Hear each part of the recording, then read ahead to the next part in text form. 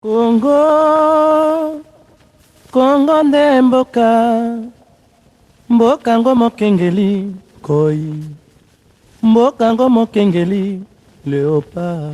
Mesdames et messieurs, bienvenue. Nous recevons pour vous Michel Okongo. Il est président du parti politique Unité des Valeurs, avec qui nous allons un peu débattre de la question sécuritaire qui prévaut à l'est de la RDC, mais aussi le départ ipso facto de l'ambassadeur rwandais Vincent Karega, qui dans un passé récent, certains mouvements citoyens de la place ont fait des sit-ins pour obtenir son départ, ce qui n'a pas été ici obtenu. Le parti politique Unité des Valeurs ne s'est pas écarté de la logique. Ce parti a fait moult communiqués pour fustiger les propos négationnistes de cet ambassadeur. Voilà pourquoi nous sommes ici dans ces cadres pour parler avec le président Michel Omena. Bienvenue dans cet entretien. Merci, monsieur le journaliste. La première question, votre parti Unité des Valeurs a, dans un passé récent, tiré à boulet rouge sur Vincent Karega, mais aussi la situation sécuritaire qui prévaut à l'est de la République. Apparemment, vous maîtrisez la question sécuritaire de l'est de la République. D'abord, je salue les Congolais qui nous suivent en ce moment et je vais préciser une chose, que nous sommes en train de vivre une tragédie terrible. Et depuis 1996, le Congo est entré dans une zone de turbulence où nous sommes tellement secoués de part et d'autre, où nous perdons nos compatriotes tous les jours, par dizaines, par centaines même. Et aujourd'hui, nous comptons plus de 12 millions de Congolais qui sont tués depuis l'entrée de l'AFDEL dans notre pays. C'est une façon de vous dire que cette question de sécurité nous empêche de dormir. Et ça attire toute mon attention et j'y travaille là-dessus. Voilà pourquoi à chaque fois, j'essaie d'informer les Congolais, en même temps de proposer les pistes de solutions. Parce que le Congo, c'est un corps. Toutes les 26 provinces font partie de la RDC, donc c'est un corps. Lorsque vous avez une partie de la RDC qui a des problèmes, et je ne pense pas qu'un Congolais digne de ce nom, où qu'il soit, à l'est, aussi au nord, puisse dormir tranquillement, alors que les nôtres, nos compatriotes, se font massacrer tous les jours.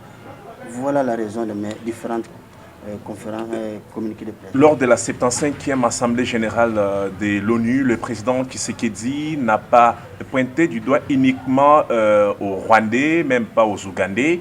Il a parlé que ce qui se passe à l'est de la République, il s'agit d'une guerre asymétrique. Mais dans vos multiples déclarations, il vous arrive aussi de citer les noms du Rwanda et puis de l'Ouganda. Non, mais il ne faut pas chercher, ce que j'ai dit, il ne faut pas chercher la petite bête. Le chef de l'État reste le chef de l'État. Il a les informations que nous ne disposons pas. Et puis, c'était dans un contexte diplomatique.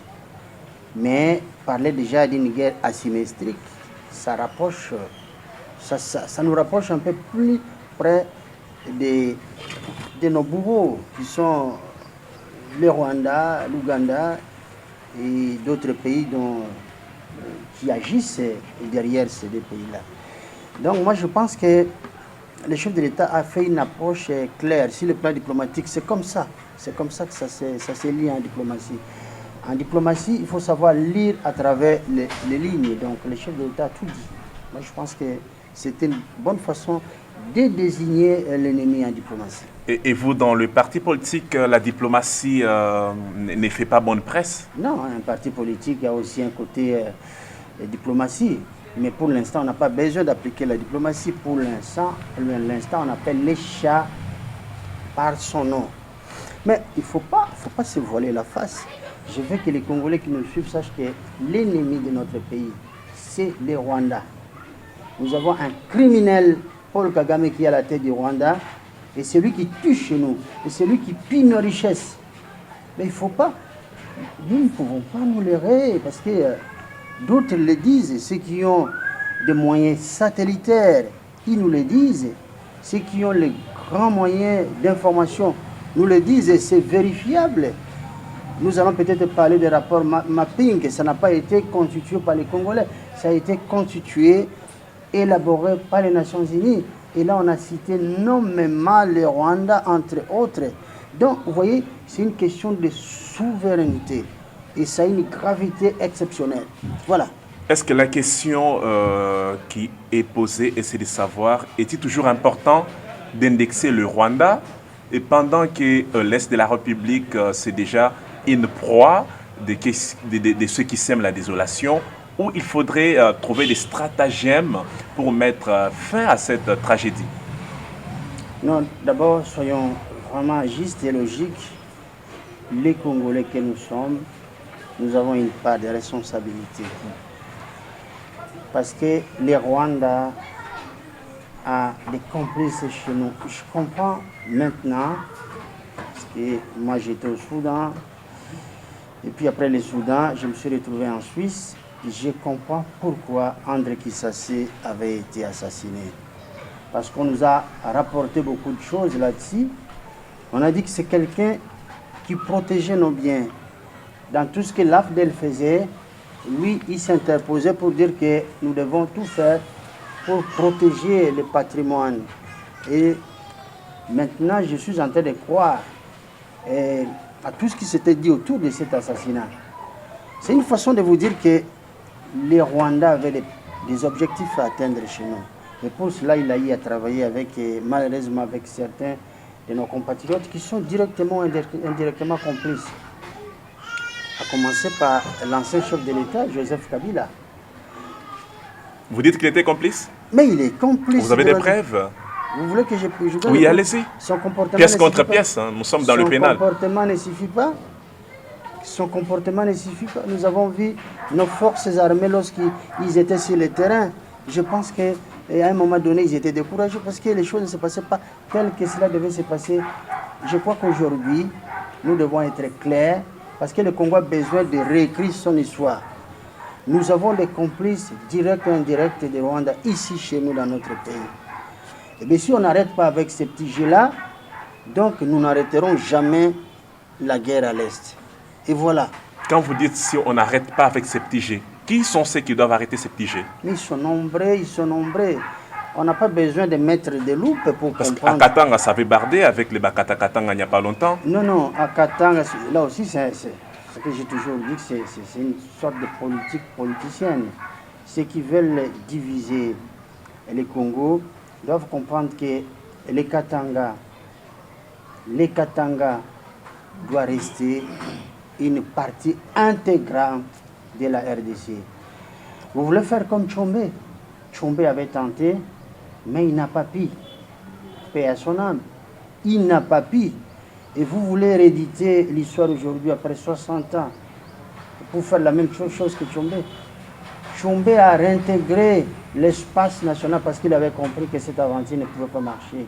Vous voyez, ne tentez pas cela. Nous sommes un peuple uni, nous sommes un pays uni, nous devons les démérer. Donc ceux qui font ce genre d'aventure, que ce soit Katanga, que ce soit hier, ils doivent se résigner. Vincent Karega, l'ambassadeur rwandais ici en RDC, dans certaines de ses déclarations, il a dit que son pays n'est pas impliqué dans le massacre où la RDC pointe toujours le Rwanda du doigt. Et je pense que ces propos ont suscité un tollé. Vous avez aussi fustigé certaines de ces déclarations. Vous êtes arrivé à quel niveau? Parce que Vincent n'est pas toujours parti comme souhaité, même par votre parti politique. Karega, c'est un monstre, c'est un véritable monstre. Le drame, c'est qu'on a accepté son accréditation ici, sachant que c'est quelqu'un qui a un passé lourd. Et là, je vais demander à nos services de sécurité d'enquêter là-dessus. Je me pose beaucoup de questions parce que pour accepter un ambassadeur chez nous, n'importe où, parce qu'il y a la convention de Vienne qui ne transige pas. Lorsque vous voulez accepter un ambassadeur, vous devez avoir son parcours, savoir qui il est, qu'est-ce qu'il a fait. Mais Karega, il a un passif qui pèse sur lui. il a un passé lourd, compromettant. Alors c'est ce monsieur-là qu'on a envoyés chez nous ici, est-ce qu'on a enquêté suffisamment sur ces messieurs? Eh bien, chasser les naturels, il revient au galon. Donc aujourd'hui, son identité a été révélée, parce que c'est quelqu'un qui a fuyé la mémoire de nos martyrs. Et puis il a osé dire qu'il n'y a personne qui peut le faire partie dans notre pays. Eh bien, écoutez, je crois que la diplomatie peut accepter ça, mais le peuple, le souverain primaire, ne l'acceptera jamais. Donc, Karega doit partir. Il doit absolument partir. Voilà pourquoi je suis de cœur avec nos compatriotes, avec tous les mouvements citoyens qui se retrouvent chaque fois quelque part en ville ou devant l'ambassade pour réclamer le départ de Karega. Je m'associe à ces démarches. Donc vous voulez casser la relation ou la coopération bilatérale entre le Rwanda et la RDC? Mais écoutez, coopération, vous le savez bien, et les Rwandais, tout comme le Burundi, étaient dépendants de la RDC, donc d'Israël à l'époque. Mais aujourd'hui, ce que nous subissons de la part des Rwandais, nous ne le méritons pas. Est-ce qu'il faut parler de cela, de ce que vous dites, de ce que vous qualifiez de relations bilatérales? Donc les lots-de-mort, on reçoit les lots-de-mort, et lorsque on ouvre, on agrée une ligne aérienne, donc les Rwandais, donc vous avez chaque fois, tous les vols qui viennent vers ici, vous avez les taux de remplissage qui est à 95% composé des passagers d'origine rwandaise et l'avion qui rentre vide. Qu'est-ce que ça nous rapporte? Que vient-il faire ici? Vous n'allez pas faire du business dans un pays que vous avez détruit. Ce sont des voisins naturels, hein, et puis j'allais dire éternels aussi. Si. De ce côté-là, je n'en disconviens pas. Vous savez, si nous, on était méchants, je crois qu'à notre époque, on allait annexer les Rwandais. Mais c'est que mais ça, c'est fort. Pourquoi annexer les Rwandais? C'est que les Rwandais nous font aujourd'hui. Comment vous dites ça, oui? Mais on était plus forts. Vous savez, nous, on avait l'Afrique centrale, même au-delà. À l'époque de Mobutu? À l'époque de Mobutu. On avait une influence sur l'économie, la politique et la diplomatie, voire même à travers le monde. Mais on n'a jamais songé à agresser les autres tel que cela se passe aujourd'hui. Mais encore une fois, ça nous donne une leçon. Je crois que nos enfants qui feront une lecture claire de l'histoire de notre pays à un moment donné, ils auront un mot à dire au Rwanda. Vous avez Et moi, ça ne me dérangerait pas si nos enfants demain annexaient le Rwanda dans le cadre d'une expédition punitive. Moi, ça ne me dérangerait pas. Alors, oui? je parle sous votre contrôle. Vous avez parlé de l'époque de Mobutu. Il n'y a pas plus longtemps, vous avez lancé deux pétitions. L'une a été pour l'érection des murs pour séparer la RDC et le Rwanda. Et puis la seconde pétition est s'aligner dans la logique de faire retourner au pays les phases. Alors, qu'en est-il de ces deux pétitions? Moi, j'avais porté, je vais préciser, j'avais porté une volonté populaire. Le peuple voulait qu'il y ait un mur de sécurité, pas un mur de séparation tel qu'il en existe entre le Mexique et les États-Unis ou entre Israël et Palestine. Donc, les murs, il en existe un peu partout. Nous sommes en arrivés là, donc le peuple, parce que avec ce qui se passe à l'est de notre pays, nous avons tenté par la diplomatie. Ça n'a jamais marché. À un moment donné, on a pris les armes, mais ça n'a jamais marché. La démarche n'a pas été soutenue, hein, d'ériger le mur. Non. J'ai dit que moi, j'ai soutenu une démarche populaire. Ah, c'était une démarche populaire. C'est le peuple, j'ai porté cela. Mais juste au moment où on voulait finaliser ça, il y a eu le coronavirus. Donc, nous nous sommes rétractés. On attend que les chefs de l'État puissent mettre les choses au point afin que nous puissions... Mais entre-temps, on avait écrit. Nous avions écrit du temps de Cameroun où il était directeur de cabinet. On lui avait adressé une lettre qui est restée sans réponse malheureusement parce qu'on avait sollicité une audience afin de pouvoir émettre les conclusions de ces deux pétitions. Par contre, l'autre, je vais survoler rapidement, l'autre pétition, nous avons compris que les pays étant agressés, nous devons, quand je dis nous, chaque Congolais doit mettre la main dans la pâte. C'est ainsi que nous avions pensé aux nôtres qui ont eu comme métier l'armée, qui ont fait le métier des armes, qui se retrouvaient, donc je parle des ex-phases, qui se retrouveraient à l'extérieur. Ne soyez pas parmi ceux qui sont tentés de me dire que ce sont des gens qui ont vieilli. Non, parce que La plupart d'entre eux, oui. Non, non, nous avons eu un chef d'état-major général qui était ici de phase, vous voyez. Donc, le peuple avait souhaité que ces gens-là puissent revenir parce que, en quelque sorte, ce sont nos réservistes qui puissent s'intégrer dans la lutte. C'est ce que le peuple avait pensé, c'est ce que j'avais porté. Parce que c'est dans l'hypothèse où le chef de l'État a dit du haut de la tribune des Nations Unies qu'il voulait que le casque bleu persiste encore dans la partie Est pour maintenir la paix et travailler aux côtés des FARDC. C'est aussi dans la même logique où vous avez voulu que les FARDC rentrent. À sa place, je ne dirais pas ça. Parce que, vous voyez, une équipe qui ne gagne pas, il faut la changer. Mais une équipe qui gagne, il faut la maintenir. Les Nations Unies, sous plusieurs formes, parce que c'est un programme, disons, la MONUSCO sous plusieurs appellations, qui est l'un des programmes des Nations Unies, est chez nous depuis 1960. Et depuis 1960, sauf moi où nous avons eu, pendant les règnes de Mobutu, nous avons eu un moment de répit. Mais depuis ce temps-là, les programmes des Nations Unies, sous forme de MONUSCO, est établi chez nous. Donc on se pose la question de savoir quelle est l'efficacité de ces programmes. Parce qu'on ne doit pas fermer les yeux sur les massacres. Vous voyez, il faut définir le rôle de MONUSCO dans notre pays. Moi, j'ai tendance à comprendre que je ne suis pas le seul, c'est le peuple y compris. Nous avons tendance à comprendre à croire plutôt que la MONUSCO ne remplit pas correctement son rôle. Alors, est-ce qu'il faut continuer avec la MONUSCO? Est-ce qu'il faut voir les choses autrement? Parce que nous pouvons activer, je l'ai dit comme ça, nous pouvons activer des accords militaires, des coopérations militaires avec d'autres pays. Ça pourrait peut-être jouer autrement. Donc, c'est une question que nous devrions réfléchir. Le problème, c'est que le chef de l'État doit nous consulter afin que nous puissions chacun, parce que le Congo nous appartient à tous. Nous devons soutenir son action parce que c'est lui qui incarne la légalité constitutionnelle dans notre pays. Il a une mission que le peuple lui a confiée. Nous devons être derrière lui, mais je lui demanderai à ce qu'il puisse nous consulter de temps en temps. Nous ne voulons pas voir les gens seulement qui viennent lui serrer la main et puis ils s'en vont avec un sentiment de satisfaction. Nous voulons les gens qui travaillent, qui lui apportent des propositions afin qu'il puisse avancer par rapport au contrat qu'il a avec son peuple. Mais pourquoi vous dites que le casque bleu n'ont pas rempli leur mission régalienne du moment où l'on sait qu'ils ne sont là que pour maintenir la paix et non imposer certains dictats? Sinon, ils vont remplacer le FARDC. Je suis très branché à l'Est.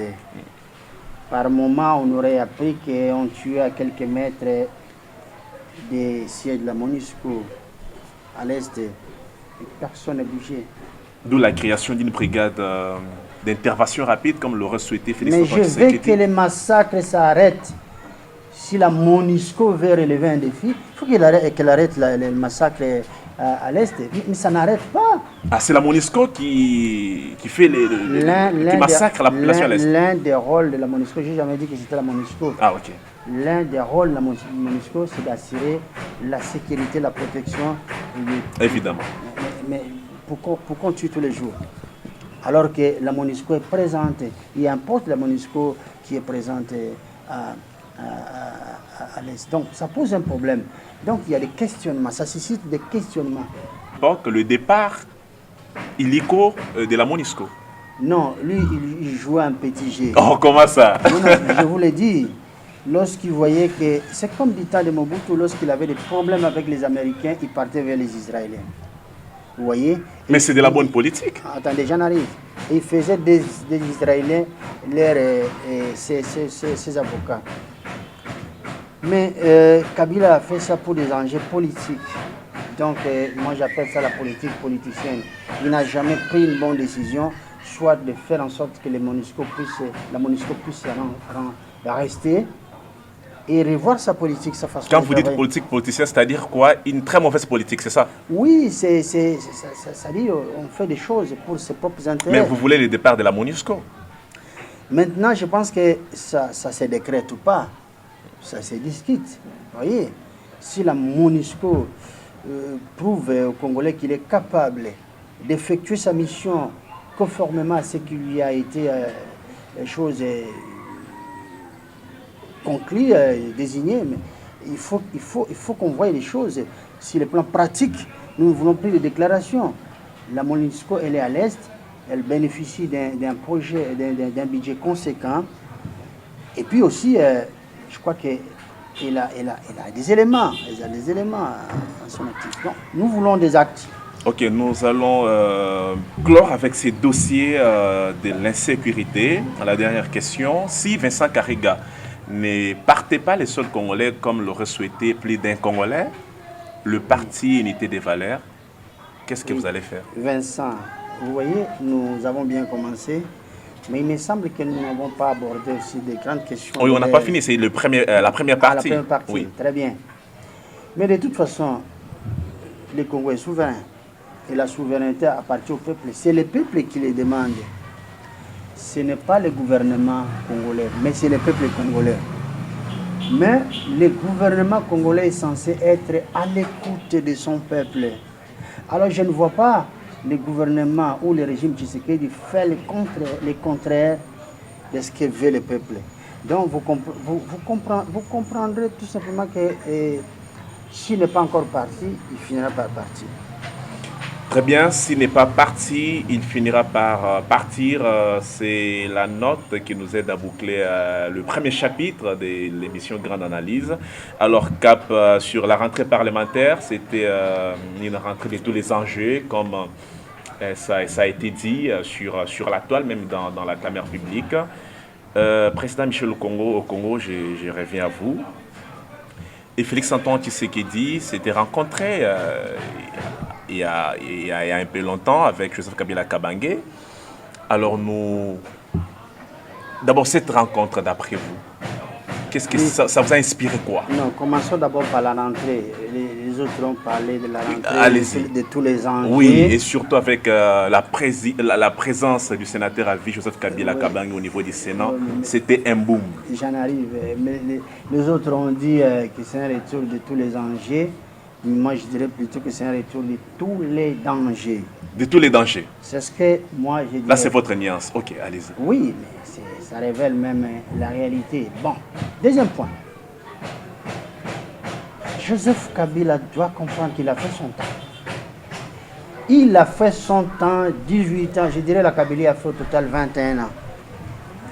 Il est temps qu'il s'en aille parce que le peuple en a décidé autrement. Il a été vomi par les élections que lui-même avait organisées, que lui-même avait contrôlées. Vous voyez? Maintenant, ce qui est dramatique, je m'adresse au peuple congolais.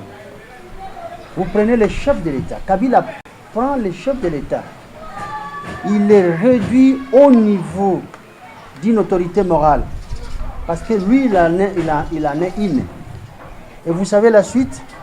Lorsqu'il y a des problèmes de souveraineté, les problèmes de gestion du pays, eh bien, il va demander au président Félix-Antoine Tshisekedi de venir s'asseoir avec lui et de traiter avec lui d'égal à égal. Donc, des autorités morales qui décident des affaires du pays. Non, ça c'est scandaleux. C'est une insulte à la nation de la part de Kabila. Il doit arrêter. Le chef de l'État est au-dessus de la mêlée. C'est quelqu'un qui a beaucoup de prérogatives. Et c'est quelqu'un qui est investi par le mandat du peuple congolais. Et c'est quelqu'un qui a prêté solennellement serment un certain 24 janvier 2019. Donc, vous voyez, Kabila doit arrêter de s'insérer abusivement dans l'espace présidentiel. Il faut qu'on arrête avec ça. S'il n'y a personne qui n'ose pas le lui dire, moi je me porte garant pour le lui dire. Il doit arrêter avec ça. Le chef de l'État doit rester le chef de l'État et le fauteuil n'est pas partagé avec quelqu'un d'autre, comme c'était le cas dans les 4+1 de triste mémoire. Voilà ce que j'aimerais vous dire.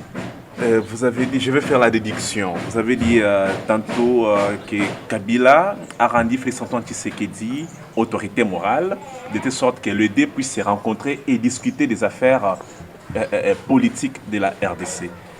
Est-ce que c'est Kabila qui l'a rendu autorité morale ou bien il est tout de même autorité morale du cap pour les changements? Vincent, je ne vous permets pas de faire des déductions. Je dis les choses telles qu'elles se présentent. Et c'est triste et malheureux. Je ne sais pas pourquoi nous en sommes arrivés là. Mais je suis en train de relever cela. Et en même temps, je demande au chef de l'État de se mettre à la place où le peuple congolais l'a installé. Il est le chef de l'État, le commandant suprême de l'armée et le garant de la nation.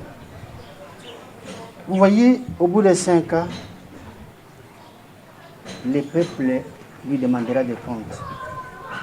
Et il ne va pas s'asseoir avec Kabila pour donner des comptes aux Congolais. Et c'est ce que moi je demande. Je dis bien, s'il n'y a personne qui n'a pas le courage de dire cela au chef de l'État, moi je le fais volontiers. Je le fais volontiers. Kabila doit comprendre, même s'il fait son scénario, qu'il a fait son petit numéro de venir assister, disons, venir se placer au banc des sénateurs. Est-ce un péché? Personne ne lui en veut, d'ailleurs c'est encourageant. Ouais. C'est là où il devait rester. Vous voyez? Parce que vous savez, le peuple congolais, c'est un peuple dont l'hospitalité est connue de tout le monde. Et ici, c'est un peuple qui pardonne facilement. Mais pourquoi ça vous dérange quand un ancien chef de l'État vient rendre visite à un président actuel pour discuter un peu des questions qui fâchent? Non, soyons justes avec les mots. Ce genre d'exercice, même ailleurs, parce que nous avons importé notre démocratie. Même ailleurs. Trump avec Obama, c'est Trump avec Obama, et Macron avec Hollande, ça se fait. Mais de là à chercher à traiter d'égal à égal, c'est là où ça ne passe pas. Parce que, vous voyez, les gens ont tendance à dire que ce sont des... C'est comme ça que c'est interprété, c'est comme ça que c'est fait d'ailleurs. Des autorités morales. L'une des caches et l'une des... C'est ce qui vous dérange. Moi, c'est ce qui me dérange. Tout comme on peut dire un ancien chef de l'État et un président actuel. Ce n'est pas constitutionnel.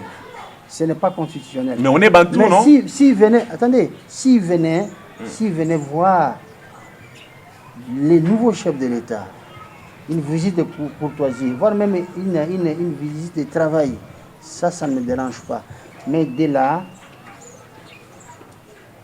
traiter d'égal à égal, moi je trouve que ça ne marchera jamais. Voilà, on me fait signe que nous sommes quasiment à la fin. Je vous pose une question. IDP Tshisekedi est au pouvoir. Comment jugez-vous le comportement de ces partis présidentiels? Vous savez, moi je suis leader d'un parti politique, c'est Unité de Valeurs, mais je n'oublie jamais que Unité de Valeurs est sortie de l'IDPS. J'ai fait 25 ans dans l'IDPS. J'étais représentant en Suisse, représentant honoraire en Italie. Et en même temps, j'ai occupé beaucoup d'activités connexes. Je faisais partie des groupes de contact. C'était la branche sécuritaire de l'IDPS. On a travaillé avec Paulin Mukendi, on a travaillé avec tous les autres là-bas. C'est une façon de vous dire, je n'ai pas Paulin Mukendi qui est en France, en Ile-de-France.